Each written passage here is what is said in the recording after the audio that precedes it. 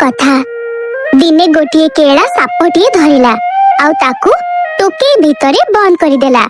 सेही समय रे से गोटे मूसा को धरिला। ए मूसा मो साप पई स्वादिष्ट भोजन अटे।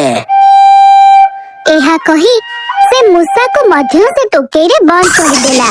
टोके भितरे जेमिति साप से मूसा को खाइबा को आसिला सेतबेले मूसा कहिला, प्रिय मित्र साप मते मारनी, जदि मते तमे न मारिलो मु तमको ए बंधनरु मुक्ति देई परिबी। मूसार एही कथा सुनी साप आश्चर्य होई गला।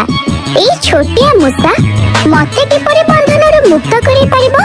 हां जब मु निजे कैद खानारु निजको छड़ाई परलेनी तो तमे कोन खाग छड़ी परिबो? देखो मते बहुत जोर से भूख लागिलाने। मते खाइ की कोन लाभ हबो? एमितिरे भी तम पेट भरिबनी। आउ जदि तमे मते छाड़ी देलो ताहाले मु तमको मुकुळेई परिबी। तापरे तमर जहा इच्छा खाइ परिबो। बड़ बड़ मूसा, स्वादिष्ट बेंग, झिटिपिटी। या कथारे तो दम अछि आउ एमिति भी मु तो याकू परे मध्य कहि परिबी। ठीक अछि तो बताओ तमे मते किपरि एटु बाहर करबो?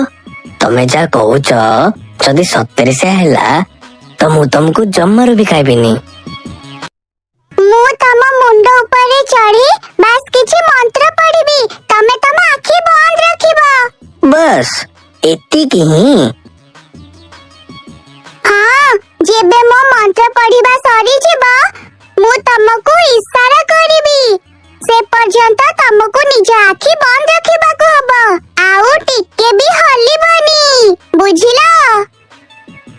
हाँ ठीक अछि तमे जेमिति कहबो मु सेमिति करिबा पई राजी अछि, किंतु बाहर को बाहरला परे तमे मो अपेक्षा करिथिबो। साप निज आखि बंद करिदेला। मूसा साप मुंड ऊपर चढ़ी भीतर टोके को काटिबा आरंभ कला। टोके रे गोटे बंद कण होगला। मूसा झटकिना बाहर को आसिला आउ डेई डेई पळेई गला। टिके डेरी परे साप निज आखि खोलिला आउ से मध्य से कणा दे बाहर को चली गला।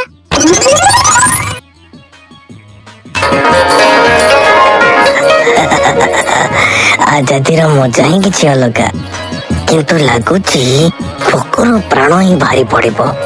केजानी से मूर्ख मूसा कुआड़े गला? शैतान लागुची दौड़ी की पड़ेला, किंतु जीव कुआड़े? एबे सेई मस्तीखोर मूसा को खोजी मजा चखुची। साप से मूसा को एपटे सेपटे खोजिबाको लागिला, किंतु से मूसा कोठी गोटे लुचिकी बसिथिला।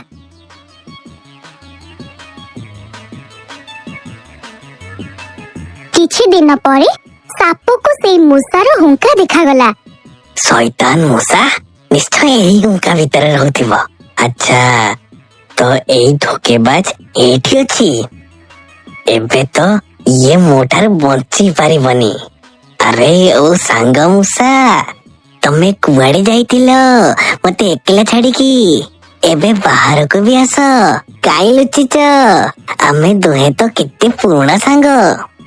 सांग आउ तमे ये कोन कहूच?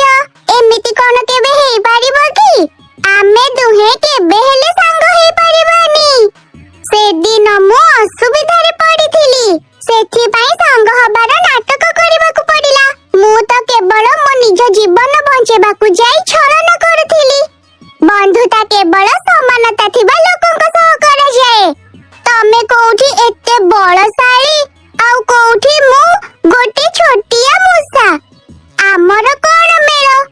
जाओ भाई जाओ, मते क्षमा कर दियो।